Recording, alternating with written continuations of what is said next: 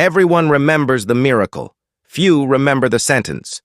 Before the lions, before the silence, before the night that should have ended his life, Daniel made a decision. Daniel was not born in Babylon. He was taken there a captive in a foreign land. Jerusalem had fallen, the temple had been taken, and Daniel, along with many others, was carried away into exile, everything familiar gone. But even in a foreign land, Daniel refused to lose who he was. He was young, but he was disciplined. While others adjusted, Daniel stood firm. He refused to eat what defiled him, refused to compromise his beliefs quietly, respectfully, but firmly. And something began to happen. He stood out, not because he demanded attention, but because his character demanded respect.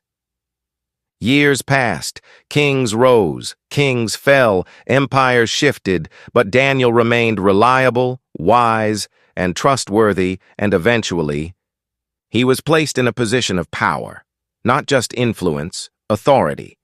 He became one of the highest officials in the kingdom, and that's when everything changed, because success attracts attention, and attention attracts jealousy. The other officials began to watch him, carefully, closely looking for anything, a mistake, a weakness, a reason to bring him down, but they found nothing. No corruption, no dishonesty, no failure. Daniel was blameless. So they changed their strategy. If we can't find a flaw in him, then we'll use his faith against him. They went to the king. With flattery, with manipulation. Make a decree, they said. For 30 days no one may pray to any god or man except you. It sounded harmless, even honorable. The king agreed. The decree was signed, and in that moment a trap was set. Anyone who disobeyed would be thrown into the lion's den. No exceptions, no appeals, no escape. Daniel heard the decree. He understood it. He knew exactly what it meant, and then he made his decision. He went home, opened his window, turned toward Jerusalem, and prayed, just as he had always done, not once, not secretly, 3 times a day in full view. The officials didn't hesitate. They had what they wanted. They rushed to the king. Daniel has disobeyed your decree. And suddenly, the king realized what had happened. This wasn't about law, it was about Daniel. The king was troubled. Deeply troubled, he tried to find a way out, tried to save him, but the law could not be changed even by the king. So with a heavy heart, he gave the order. Daniel was taken, led through the palace down into darkness toward a place no one escaped. The lion's den.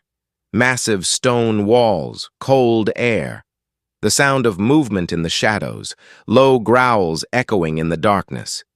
This was not a test. This was an execution. Daniel was lowered into the den. The stone was rolled into place, sealed. And the king said something strange before leaving. May your God, whom you serve continually, rescue you. That night, the palace was silent. The king could not sleep. No music, no food, no comfort, only anxiety, only waiting.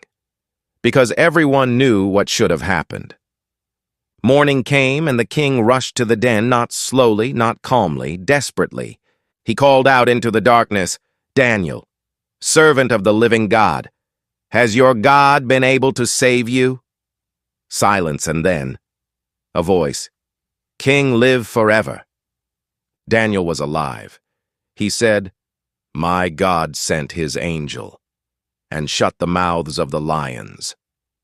The stone was moved, light poured in, and Daniel stepped out without a wound, not a scratch, not a mark, because he had trusted God. The king was overwhelmed, relieved, amazed, and then justice followed. Those who had plotted against Daniel were thrown into the den instead. And this time, there was no miracle. The king made a new decree that everyone must fear and respect the God of Daniel.